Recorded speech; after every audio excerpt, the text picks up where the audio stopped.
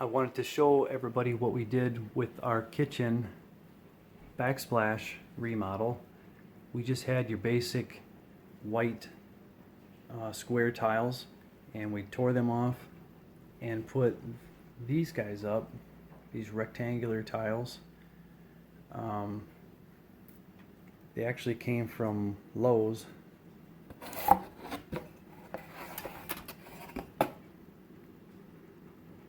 It definitely gives the kitchen a different feel.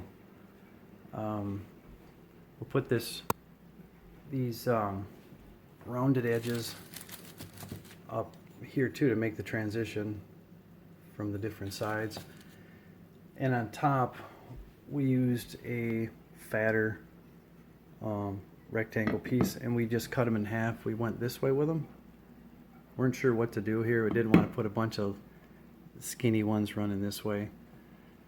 So that's what we did there, and then another rounded edge here to kind of finish it off on that side. And we also did behind the stove here under the microwave. Really like the way they turned out.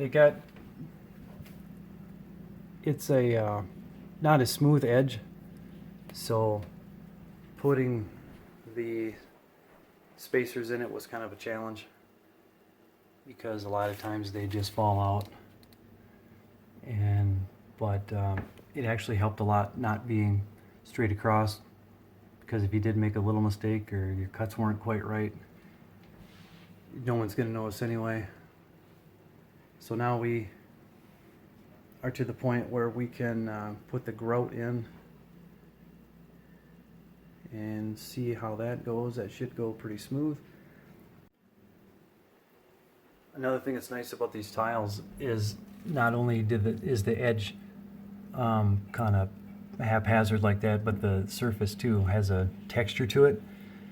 So if you did have a spot that maybe had some old mortar on the back, maybe causing a little bit of a hump there, they're real forgiving, and you know, you don't it's not like a straight seamless line, so it really hides a lot of imperfections. Obviously, with the cuts across the top here, and even like the top layer, they all needed to be trimmed. And when we started off like a full piece, like on this edge, we started off a full piece and then a half, and then a full, then a half. So there was some trimming that way. And I'll show you here in a second how I made all of my cuts.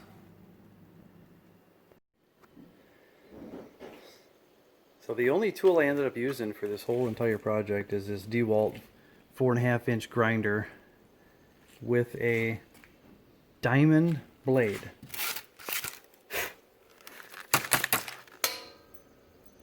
Avanti Pro 4-inch diamond turbo blade is what I used, and it worked awesome for me. On the shortcuts, I just put it in the vise, clamp it down, and that's for the short ones, and I would just hold my piece and come right up to it, and it would do a great job. And then in the longer cuts, I just put them like this, use the bar clamp them down, and then I just take the grinder and go right down here. Now, the slower you go, the smoother your cut. So if you want to go fast, you're going to be chipping a lot. So it really takes a lot of time and patience. And you're going to break one once in a while, because that's just what happens. And the dust gets everywhere. I thought about renting a wet saw, but that would have cost me 60 bucks, and for 60 bucks I got the grinder, and now I got it for whatever else down the road. But the dust does get everywhere, so you need to make sure that you're wearing eye goggles, dust mask. I use this headlight a lot too, really helps to light up the exact spot you're working on. And you want to make sure you got ear protection, because that thing is loud.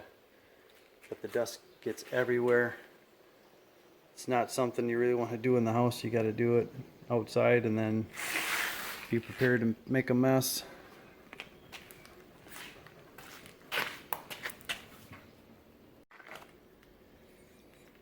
All the tiles that you cut in multiple directions, like if you have to cut it this way and then also cut this way, get in the corner, you can do that with this blade pretty easily. I did buy one of those clipper tools too, to clip the corners out in those tough spots to get to, but I never ended up using it because I just was able to do everything I needed to do with that small grinding wheel. And just can't say enough about this thing.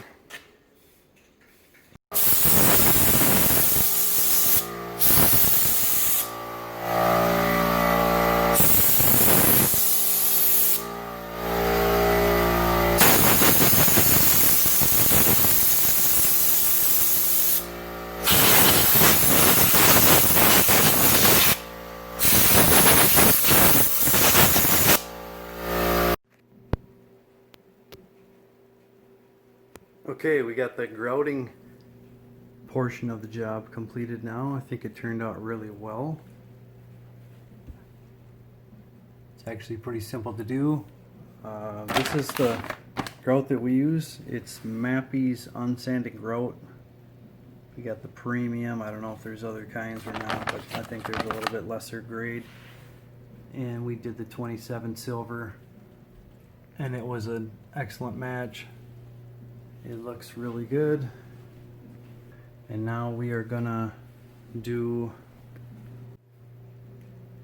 gonna use this grout sealer. It comes with a little brush on the end. Squeeze the bottle and put it right on the grout. It says you can do it 2 times, so we'll give it a double dose.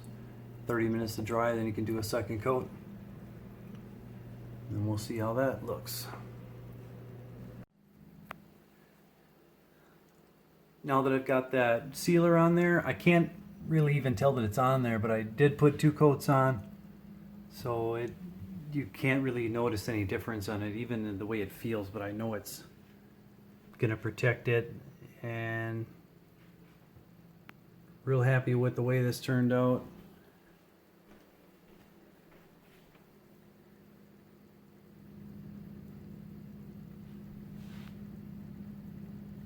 It would have been handy to have that wet saw for some of these straight cuts, some of the longer cuts, but the grinder was a great asset to have too.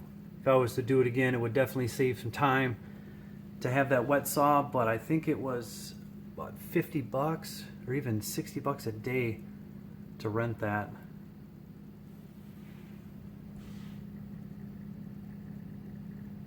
But anyway, this is how it turned out.